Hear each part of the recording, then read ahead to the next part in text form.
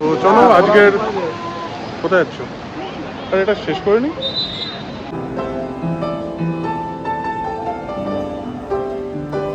শুটকি মাছ দেখে একজন উঠে এসে এখানে বসে আছে।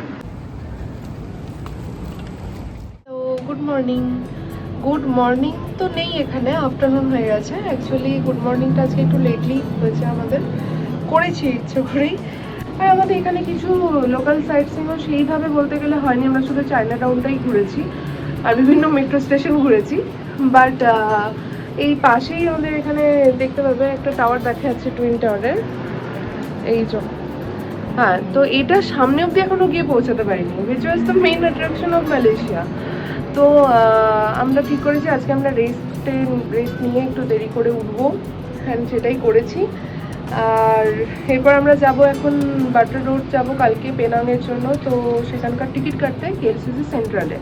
তো ফার্স্ট কাজ আমাদের সেটা, আগে টিকিট কাটা, তারপরে লোকাল একটা মন্দির আছে তিন হোল টেম্পল বলে, তো সেইটা আমরা ঘুরবো, তোমাদেরকেও দেখাবো।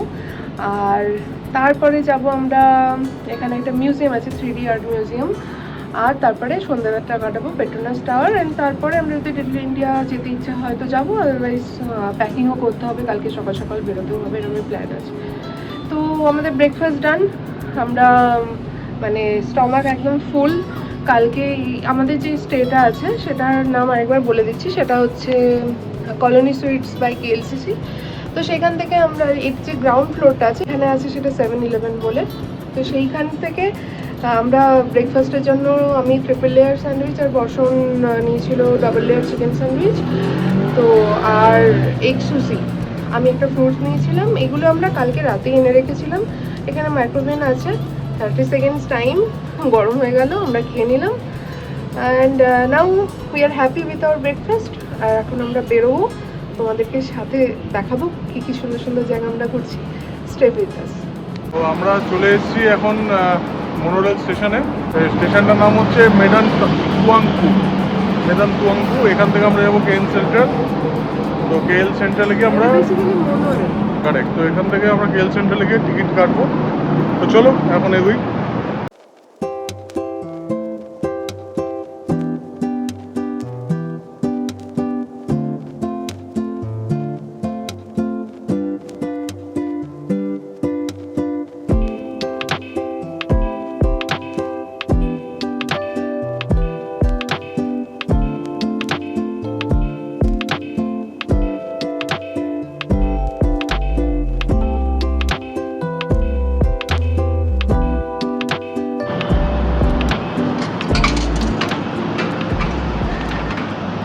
তো এখান থেকে এরকমভাবে টিকিট চলে এলো, এগুলো হচ্ছে আমাদের মেট্রো টিকিটের মতনই।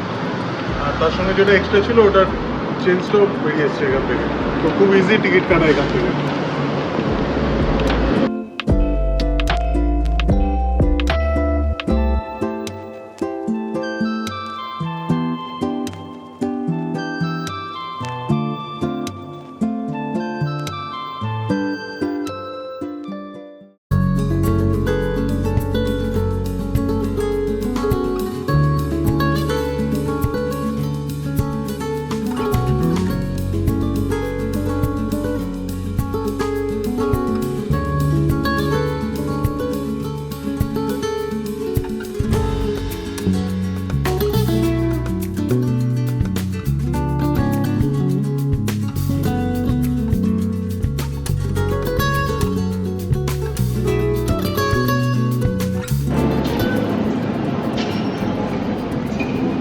আমরা কেএল সেন্ট্রালে এসেছি। তো এখান থেকে বাটার রোডের টিকিট কাটার জন্য এই কেটিএম কমিউটার রয়েছে, এখানে এসে টিকিট কাটতে হবে।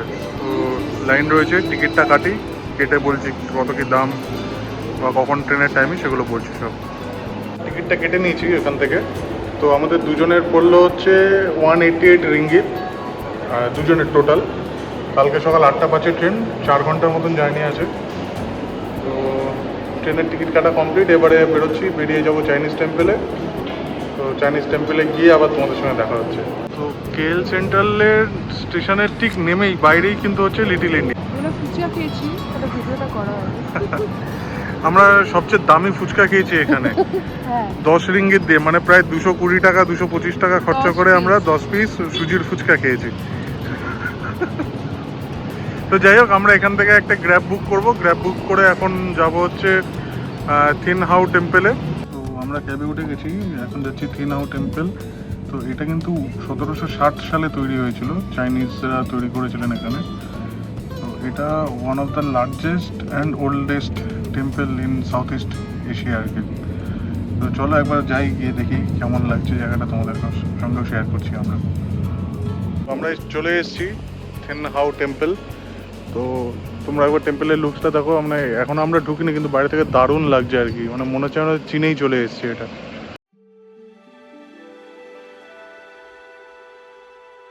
চাইনিজ ওয়ার্ড থিন হো কথাটার মানে হচ্ছে হেভেনলি কুইন।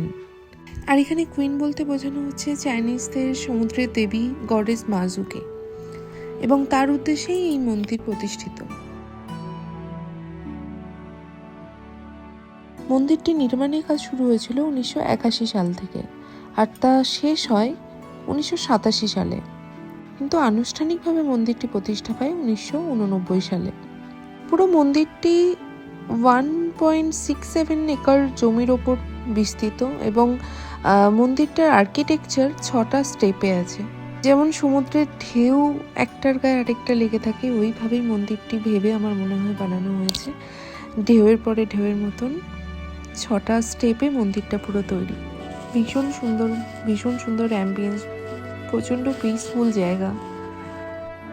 সকাল 8টা থেকে রাত 8টা অবধি মন্দিরটি খোলা থাকে।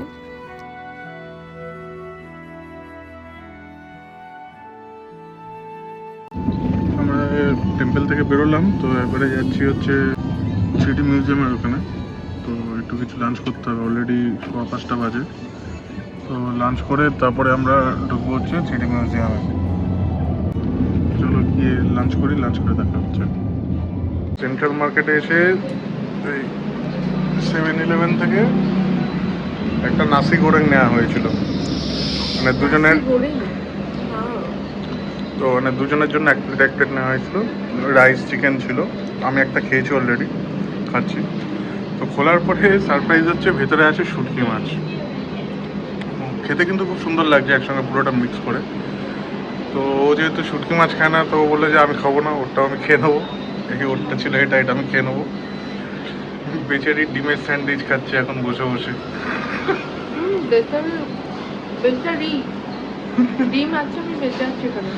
না কিন্তু এটা কিন্তু খেতে সত্যি খুব ভালো লাগছে, মানে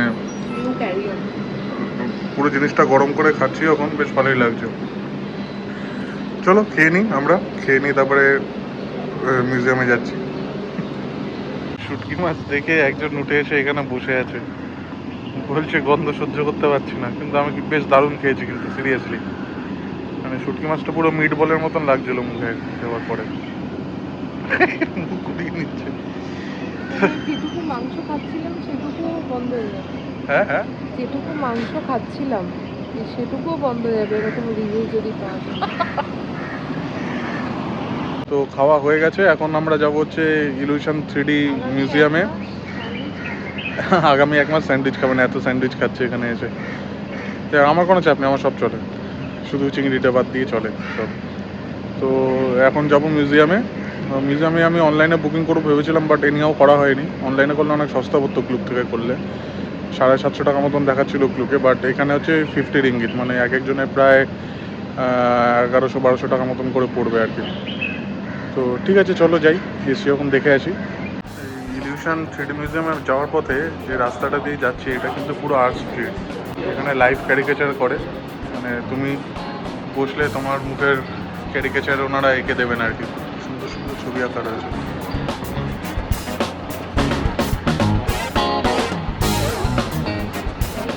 আঁকছেন ভেতরে।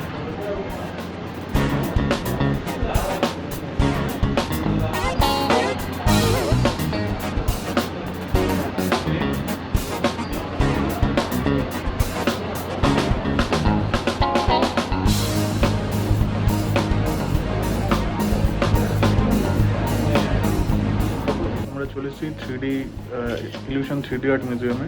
তো দেখো ঢুকে অলরেডি এরকম একটা সাইকেলের মতন মিউরাল করা রয়েছে, আরও অনেক কিছু রয়েছে। ভেতরে যাবো, ভেতরে গিয়ে দেখাচ্ছি তোমাদের। চলে এসেছি গ্যালাক্সির মধ্যে। এই যে মহাকাশচারী উঠছে গ্যালাক্সিতে।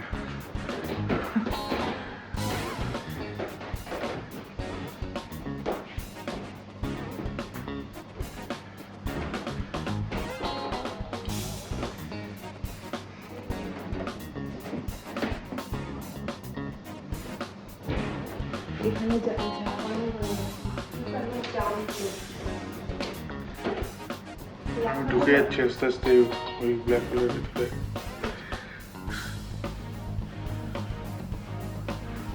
সোনার খনি খুঁজে পেয়েছো তুমি? হ্যাঁ তুলেছি তুলেছি।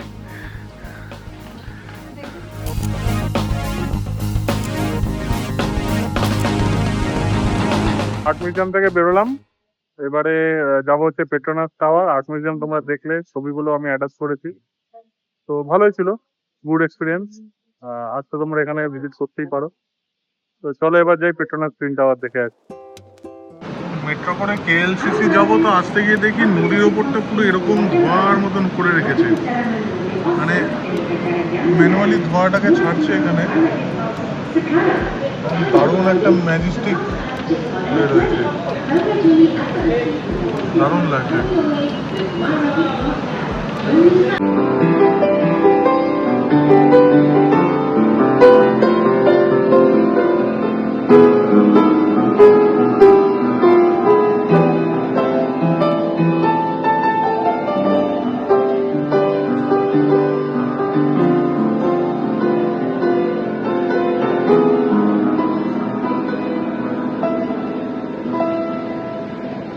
একটা প্রবলেম হয়েছে। Tempat duduk anda kepada wanita mengandung, warga emas dan orang kurang upaya.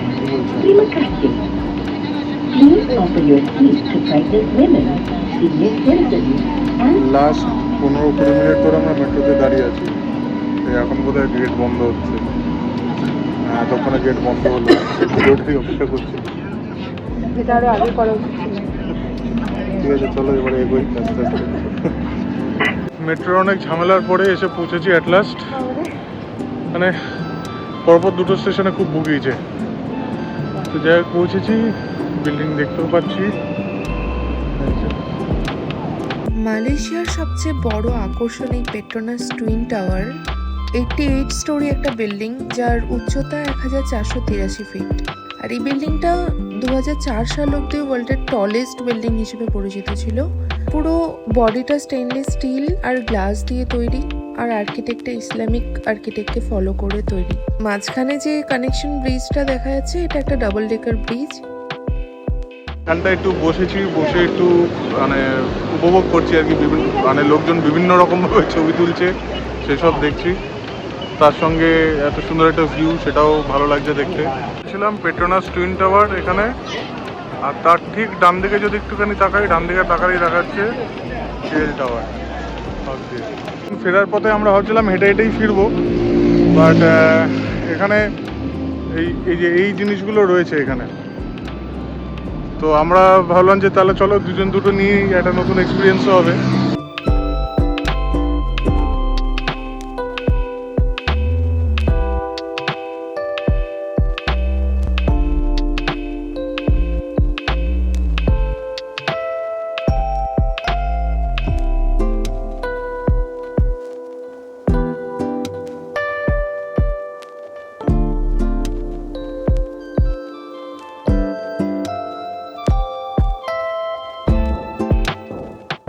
এখন ডিনার করব, ডিনার করে সোজা হোটেল যাব, করে দেন আবার কালকে দেখা হচ্ছে। তো আজকের ব্লগটা এখানেই কালকে আবার নতুন আইল্যান্ড, এখানে আমরা আর ফিরছি না, একদম ফিরছি টেল এয়ারপোর্ট, মানে এয়ারপোর্টের বাইরে সুইডিশ। হ্যাঁ, মানে এখান ভায়া কুয়ালালামপুরে আমরা ব্যাক করে যাবো শুধু। তো কালকে আবার অন্য জায়গায় দেখা হচ্ছে নতুন ব্লগে। তো ভিডিওটা ভালো লাগলে লাইক করো, শেয়ার করো, আর চ্যানেলটায় যদি তোমরা নতুন হও তাহলে অবশ্যই সাবস্ক্রাইব করো চ্যানেলটাকে। তো চলো আজকের জন্য টাটা, আবার দেখা হচ্ছে পরের ভিডিওতে।